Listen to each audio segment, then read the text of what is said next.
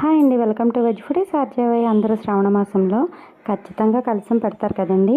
కలశాన్ని ఇలా ట్రెడిషనల్గా చక్కగా మనం ఇలా దారంతో ఎలా చుట్టుకోవాలో ఇంట్లోనే చాలా సింపుల్గా ఈ వీడియో చూసేయండి. ఎక్కడ స్కిప్ చేయకండి.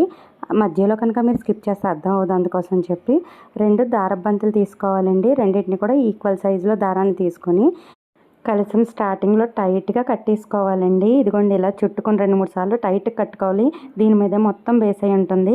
ఆ తర్వాత మనం చేతితో లెఫ్ట్ సైడ్ చేతితో మనం ఈ కలశం మొదల్లో పట్టుకొని అడ్జస్ట్ చేసుకుంటూ తిప్పుకుంటూ ఉంటామండి. చాలా సింపుల్గా అయిపోతుంది.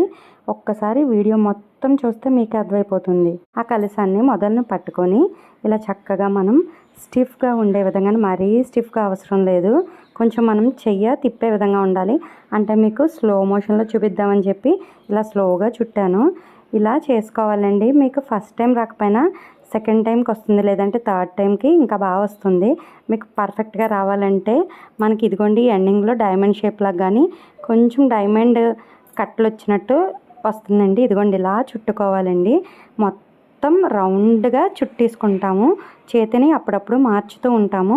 అలా మొత్తం మధ్యలో చూసారు కదండి, మనకి ఇలాగా చక్కగా వచ్చేస్తే గ్యాప్లు వచ్చిన చోట కూడా మనకి కవర్ అయిపోతుందండి. లాస్ట్ వచ్చేటప్పటికి ఇలా వస్తుందండి. చాలా సింపుల్గా ఉంటుంది.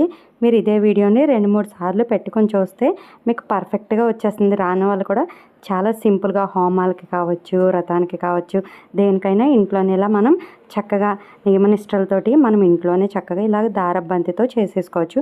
నచ్చితే ఒక లైక్ చేయండి, సబ్స్క్రైబ్ చేయండి.